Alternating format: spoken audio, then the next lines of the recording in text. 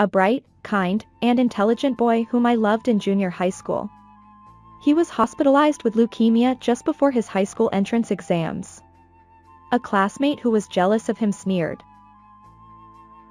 "Your life is over since you couldn't even take the exams and are a middle school dropout." Later, at a wedding party for a business partner, he met that classmate again. Justice was served to that same unpleasant person who still had a bad personality. My name is Susan. I'm 30 years old. My husband Tony is also 30 years old and was my classmate in middle school. We've been married for 3 years now. In middle school, Tony was good at both academics and sports, and he was quite handsome and cheerful, so he was popular with girls. I secretly had a crush on him too. At that time, I was a little chubby, had acne all over my face, and wore glasses. I was really an unremarkable junior high school girl. Mean boys gave me the nickname of plain glasses, and it hurt me. Tony was kind to me and even to the prettiest girl in class. Some boys were jealous of him and said things like, "He's such a goody two-shoes." Oliver was one of those boys who always talked behind people's backs without any basis. Oliver was the one who gave me the nickname Plain Glasses. He also said things like, "He's probably doing bad things behind the scenes." About Tony. He was jealous because he couldn't compete with Tony in academics or sports, and he knew that the prettiest girl in class had a crush on Tony. He often spoke ill of Tony, saying things like, "He can play sports but doesn't join any clubs, he's not sociable, and he's just pretending to be cool." But I knew. Tony's family was a single-parent household with a younger brother who was still in elementary school. His father passed away early, so he helped his working mother with household chores and taking care of his brother. Tony often came to our parents' supermarket with his brother, and I heard part-time aunties sympathizing with him. I thought Tony was kind not because he was a rich kid, but because he had been struggling since he was young. "Hey, your pants are shining at the knees. Don't you have any spare pants? You should have at least 5 pairs, right?" Oliver was teasing Tony again. His family was quite wealthy, so he probably had 5 spare pants. "And they don't even fit you, do they? They're too short and look terrible," he said, laughing. It was true that they were short and showed my ankles. "Well, I grew taller all of a sudden. My parents said they would buy me new ones, but it's a waste of money. I'm graduating in 6 months anyway," Tony said with a refreshing smile while protecting his mother. My heart ached at his smile. Ugh, poor people are the worst.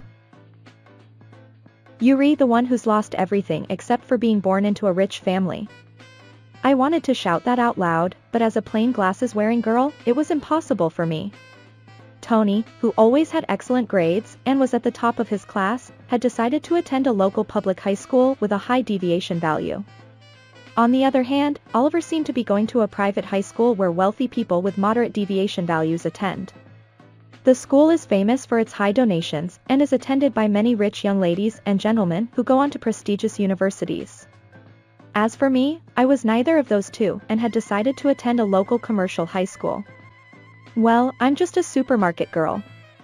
It was sad to think that I only had another 6 months to spend with Tony, but I was happy just to see him every day, even though it was just an unrequited love. Acute myelomonocytic leukemia. Tony was suddenly struck by an illness. He had been feeling unwell for a while, but he didn't want to worry his parents, so he acted normally. He suddenly collapsed during class.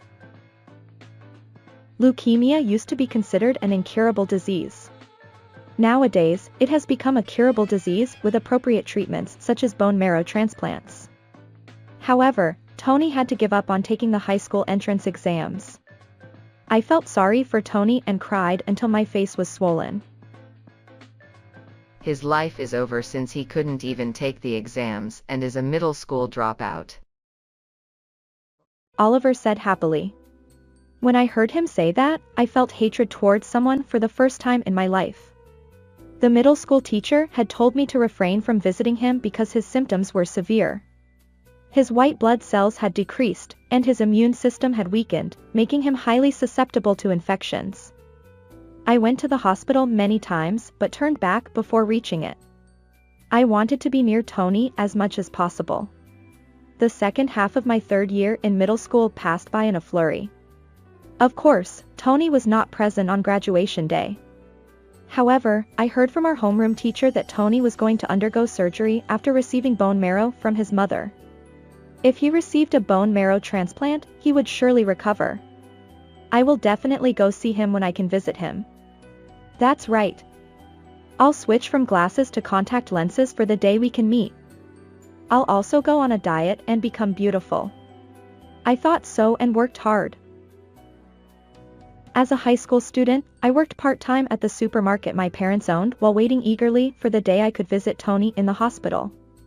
I went to the hospital reception desk many times to ask the nurses about Tony's condition. When I visited him for the first time, Tony was studying for his exams. At first, he didn't recognize me. Hi, Susan. Wow. I didn't recognize you at all. Do people change that much when they become high school students? I decided to take it as a compliment that he didn't recognize me because I had become cuter. My classmates also wanted to visit him, but they were busy with high school entrance exams and their subsequent high school lives. By the time they were free to visit him, visiting hours had ended, and Tony had become a thing of the past for everyone except me. It can't be helped. Tony said with a slightly lonely smile. I had a hard time deciding what to bring when I visited him for the first time. I ended up bringing him a wooden 3D puzzle. He was very happy with it and still has it on his desk. I'm glad you brought me something to do. All I've been doing is studying. I think I can take the exams even though I'm 1 year behind. I was overjoyed to hear that and knew that Tony would make up for lost time in no time. Although I wanted to visit him every day, I decided to limit myself to twice a week so as not to tire him out. I brought him puzzles, magazines, and snacks that were approved by his doctor. As I visited Tony, I became close with his mother and younger brother. Tony's mother worked as a nurse at the hospital where he was hospitalized. Tony's younger brother had just started middle school and was a lively and mischievous boy, the opposite of his brother Tony. When Tony was discharged from the hospital, I had become so close to his family that I was invited to their celebration party. Thank you so much for coming to visit Tony so often and worrying about him since he first got hospitalized. Tony's mother said at the party, revealing that she had noticed my frequent visits. I probably gave away my crush on Tony without realizing that she was his mother. Afterwards, Tony safely entered high school and went on to university with top-class excellent grades and recommendations. I went to a junior college after graduating from a commercial high school and helped out with my family's supermarket office work. We got married 3 years ago. I finally realized my first love and became Tony's bride. A year ago, we had a daughter and became a family of 3. Today, we left our daughter with Tony's mother, or rather my mother-in-law, and attended a wedding party for an acquaintance. The groom is the second-generation president of a large local brewery called Patterson Sake Brewery. He lost his first wife early on and decided to remarry this time. So even though he's called the groom, he's in his 50s. I've been calling him Uncle Patterson since I was a kid. Originally, my father was so impressed with the brewery's sake that he negotiated enthusiastically to handle it at our supermarket, and we've been doing business together ever since. Now we have a family relationship, so Uncle Patterson has been kind to me since I was a child. My family gathered together today to celebrate. Since it was a remarriage and the age is what it is, the bride and groom didn't want anything too flashy, so it was a standing party. However, the food and drinks served were top-notch delicacies, and the party proceeded in a friendly atmosphere. At that moment, a voice called out Tony's name. Tony? Is that you? You're alive. Oliver exclaimed. It was rude to ask if he was alive, but when I saw his face, I understood. It was him. Oliver, who had been in the same class as Tony in middle school. Despite being only 30 years old, he had a potbelly and stains on his expensive suit. He held a glass of alcohol in one hand and seemed to have already had quite a bit to drink. He didn't seem to notice me. Well, that's understandable. I'm no longer the plain girl with glasses from back then. But then, he said something outrageous. What are you doing here, you low-educated middle school dropout? Oliver asked. Tony and I were both surprised by this. Huh. Huh? It was as if time had stopped for this man when Tony fell ill just before high school entrance exams. With only a middle school education and no high school diploma, his life is over. Oliver said with pity. I remembered how happy Oliver had been when he said that back in our third year of middle school. My anger boiled over once again. Oliver, is that you? You still haven't grown up at all. You could never compete with Tony no matter what you did, I said, finally telling Oliver what I had wanted to say all those years ago. What? Who is this woman? Oh, don't you remember me? I recognized you right away because you haven't changed at all, I said. In reality, the only thing that hadn't changed was his mean-spiritedness. He looked quite different from back then. He hadn't grown much taller, and his belly had grown while his hairline had receded. He looked like a middle-aged man who had lost his spark. Compared to Tony, who was tall and slim, Oliver was like a toad next to the moon. Hey Susan, calm down. Tony said, surprised by my outburst. Wait, Susan? You mean Susan? Wow. That plain girl with glasses has changed. Did she get plastic surgery or something? This man was the one who gave me that nickname that I never wanted to remember. And he was still as rude as ever. What are you two doing together? Didn't Susan run a supermarket or something? Did she marry into money? You don't need an education to run a supermarket, do you? Oliver continued, laughing and making assumptions. At that moment, Mr. Patterson, the groom's uncle, approached them with anger in his voice and asked, Who are you talking about? Oliver immediately became flustered and started to grovel. Oh, Mr. Patterson. Congratulations on your wedding day. Thank you for having us. Oliver's family was wealthy and owned several restaurants in town.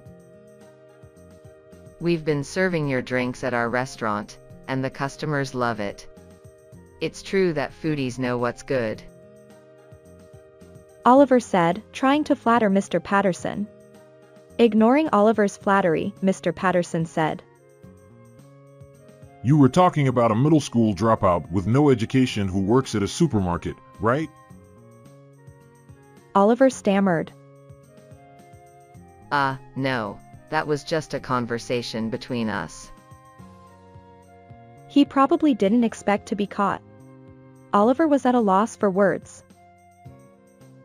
This supermarket has been doing business with my family for generations and has always understood and treated our drinks with care.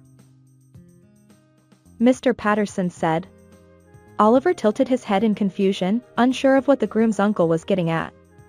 Mr. Patterson turned to Tony and said with a gentle smile, Tony, it's been a while. Thanks to you, I'm living a healthy life again. I was diagnosed with a rare form of cancer a year ago, but you were the one who found it. Thanks to you, I was able to get married again. You're my savior. What? You mean Tony is a doctor? Don't be ridiculous. He's just a middle school dropout. There's no way a poor middle school dropout could become a doctor. I couldn't hold back any longer and said, You were in the same class as Tony, so you know how talented he is, right? Even though he fell ill and was delayed by a year, he worked hard and was so talented that he received a scholarship and went on to become a doctor at a national university. You have no right to belittle him. I was about to cry because I knew how much effort Tony had put in. Oliver, your father is a good businessman and a respectable person, but I don't think you're ready to be his successor yet. What? Why not? We're not handling our sake properly. We're storing it in a place that's too warm and exposing it to sunlight. We're not serving it at the right temperature. I am sorry. I thought it would look better if we displayed it where customers could see it. Fresh sake should be stored in a cool, dark place at 5 degrees Celsius or below, away from sunlight or ultraviolet rays. That's how we've always done it at our supermarket. You're belittling people without any basis. I don't want to eat at a restaurant owned by someone who looks down on others because of their education. Patterson's uncle is cool. I'm sorry to your father, but I'll have to stop doing business with you. Oliver, huh? No, wait a minute. After that, no matter how much Oliver tried to make amends, Patterson's uncle continued to ignore him. Tony, Susan, I'm sorry for making you feel uncomfortable. Patterson's uncle shouldn't be apologizing. Rather, we as a couple are the root cause of the commotion. No, I feel better now. He hasn't changed at all since the old days. I've always hated him since then. This is what it means to let off steam. Is that so? I've never seen Susan so angry before. It was scary. I have to make sure not to make her angry. Tony said with a smile. Tony has a bit of an airhead side to him. That's also good. I'm sorry, I forgot. I could only blush. I would never vent my anger on Tony. I've loved him since junior high school and will always love him from now on. It seems that Oliver's father apologized and expressed gratitude to Mr. Patterson after the incident. He said, "I'm sorry for the trouble we caused. It seems I made a mistake in raising my son. From now on, I'll start from scratch and train him properly. Thank you very much." Apparently, he's currently undergoing strict training at a restaurant run by a tough craftsman chef, where he can't rely on his family connections. Oliver contacted me only once. It's all your fault that I'm having such a hard time. It's all because of you. Remember that. Unfortunately, it seems that he hasn't changed his ways yet. Well, let's remember that we shouldn't have anything to do with him for the rest of our lives. On a Sunday afternoon, I love spending a peaceful time with my husband, having tea while watching our daughter sleeping. The party incident the other day reminded me of our junior high school days. When I was hospitalized, no one came to visit me. Well, that was because of my illness, but I was still lonely. I was really happy when Susan came to visit me. Susan is so beautiful now, and yet she's always been by my side. I'm really grateful. It was the first time Tony had talked to me like this. When I was a student, Susan always paid for our dates. And my illness is something that can't be said to never recur, so I was really hesitant to propose. If Tony hadn't proposed, I would have done it, I said. Thank you. I'm glad Susan is here. I'll do my best to make Susan and our daughter happy from now on. I'm glad I met Tony too. It's great that I've loved him for so long. I don't have to try hard because I'm already happy enough.